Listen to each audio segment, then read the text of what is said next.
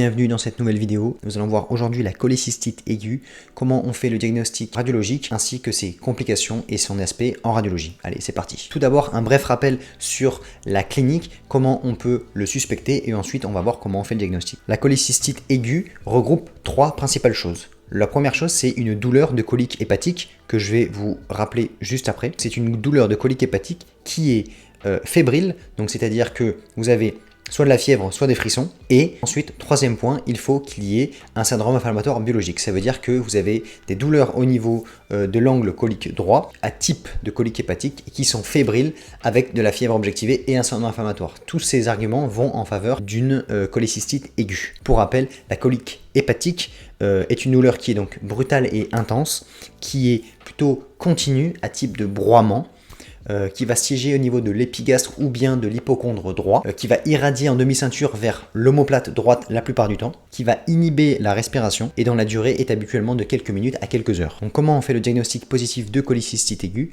Et l'examen de première intention est bien évidemment l'échographie abdominale.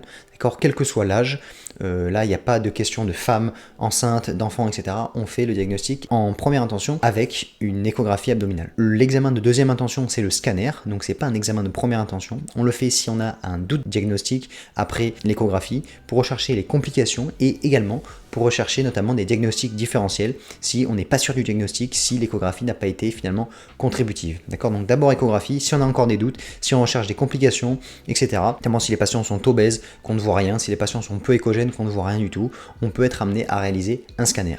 Ce scanner doit être injecté et on va voir pourquoi, car les différents temps d'injection vont apporter différentes informations, on va le voir juste après. Quel est l'aspect échographique typique d'une cholécystite aiguë? Les éléments les plus importants sont la visualisation d'un calcul au sein de la vésicule. Donc finalement c'est une zone hyper échogène, donc plutôt blanche en échographie, où vous allez voir en arrière un cône d'ombre postérieur. Ça veut dire quoi? Ça veut dire que les ondes en arrière sont bloquées. Parce que vu que c'est quelque chose de très dur, les ondes ne peuvent pas passer derrière le calcul, et donc en arrière, vous avez un cône d'ombre, vous ne voyez pas l'arrière de l'image en arrière du calcul. Voilà, donc ça c'est le cône d'ombre postérieur. Visualisation de calcul avec cône d'ombre postérieur.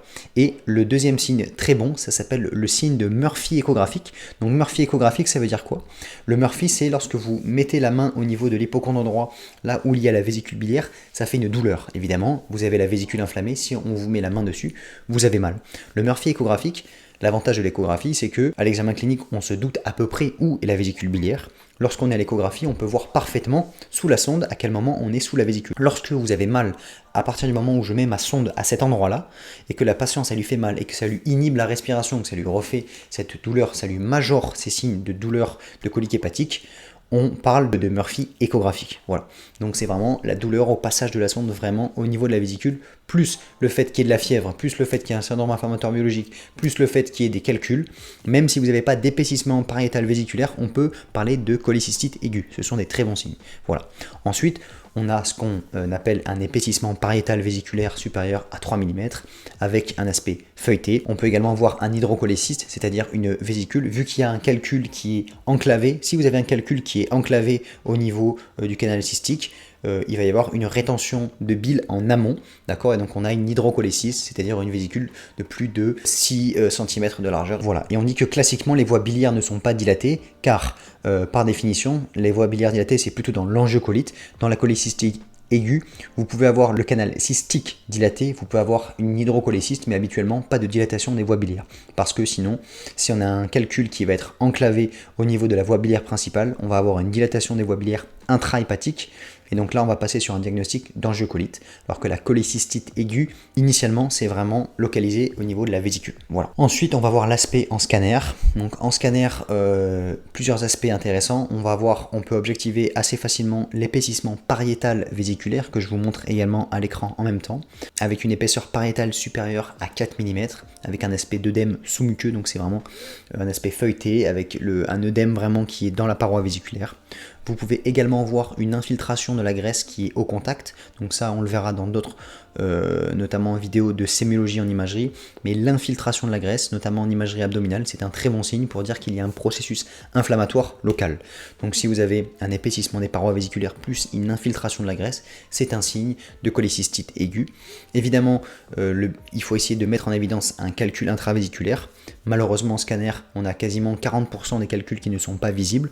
Donc ce n'est pas, si vous ne voyez pas de calcul, ce n'est pas rédhibitoire pour le diagnostic de cholécystite aiguë. Et il existe également des cholécystites aiguës alithiasiques, donc sans lithiase. Mais voilà, essayez de mettre en évidence un calcul, un épaississement des parois, un œdème sous-muqueux et également de voir une infiltration de la graisse périvésiculaire. Et ensuite, un second signe qui peut être intéressant, je vous renvoie à ma vidéo sur l'imagerie abdominale où vous pouvez voir les signes qui vous montrent que vous êtes sur un temps artériel. Donc je rappelle l'aorte bien rehaussée, uniquement les cortex rénaux et un aspect tigré de la rate. Vous pouvez voir sur ce temps artériel ce qu'on appelle un hyper-rehaussement du foie, donc du parenchyme hépatique au contact de la vésicule. Donc je vous montrerai également une photo de cela, mais on voit que parenchyme hépatique au contact et inflammatoire, on a un hyper rehaussement artériel, parenchyme hépatique au contact de cette vésicule. Voilà, donc ça c'est un très bon signe également. On peut également voir un sludge intravésiculaire. Donc le sludge c'est quoi? C'est de la bile qui va stagner et qui va finalement s'épaissir et devenir un espèce de boue. Voilà, donc c'est de la boue. Donc comment on le voit en scanner ou bien en échographie? En échographie, au lieu d'avoir un liquide très hypoéchogène, on a un liquide plutôt épais. Et en scanner, c'est pareil. Au lieu de voir quelque chose très hypodense, ça devient plus hyperdense. Donc on se doute que ça devient plus visqueux, plus épais. Donc c'est une espèce de boue et on parle de sludge vésiculaire. On peut également parfois avoir un épanchement intrapéritonéal réactionnel ou bien périvésiculaire. Ce sont des signes d'inflammation péritonéale. Pour rechercher des complications, c'est le scanner qui est l'examen roi. Et il y a plusieurs types de complications. Vous pouvez avoir une perforation vésiculaire, où vous pouvez parfois voir ce qu'on appelle une péritonite biliaire, c'est-à-dire que la vésicule, par inflammation ou par nécrose, finit par se perforer et on a tout le contenu de la vésicule qui est infecté et qui est plein de bile qui va se déverser dans le péritoine. Ça c'est un diagnostic très grave. On peut parfois apercevoir, comme sur la photo que je vous mets à l'écran, directement le défect pariétal où on peut voir uniquement des fois juste le contenu vésiculaire qui est à l'extérieur du péritoine, donc un épanchement de grande abondance anormal dans ce contexte. Donc on peut également voir la cholécystite gangréneuse où on commence à avoir une nécrose de la paroi, donc on voit un défect de rehaussement au niveau d'une partie de la paroi. Donc ça peut finalement être une étape avant la perforation. Donc vraiment bien voir si toutes les parois de la vésicule se rehaussent bien. Ensuite, on peut également avoir la cholécystite emphysémateuse, ou lorsque vous commencez à avoir de l'air, que ce soit dans les parois ou bien à l'intérieur de la vésicule, pareil, c'est un signe de cholécystite emphysémateuse et pareil, c'est de mauvais pronostic. Ensuite, on peut avoir un abcès périvésiculaire, c'est-à-dire qu'il peut y avoir un abcès soit au niveau du parenchyme hépatique de contiguïté, soit à côté de la vésicule. Voilà, vous pouvez voir cet aspect. Parfois, c'est la vésicule qui se perfore, mais non pas en péritoine libre, mais qui forme un abcès. Donc on peut voir une communication entre la vésicule et l'abcès. Parfois, c'est seulement un abcès de contact, parce qu'il y a beaucoup d'inflammation, et il y a cette infection qui va, par contiguïté, se répandre au parenchyme hépatique de contact. Donc abcès, pas toujours en communication avec la vésicule, parfois oui, parfois non. Ensuite, troisième complication à connaître, ça s'appelle le syndrome de Mirizi. C'est un petit peu spécialisé, mais au moins vous en aurez entendu parler. Finalement, en fait, c'est un calcul au niveau du collet vésiculaire qui, de fait de sa grande taille, va faire une compression extrinsèque de la voie biliaire principale ou bien d'une des branches de les voies biliaires intra-hépatiques.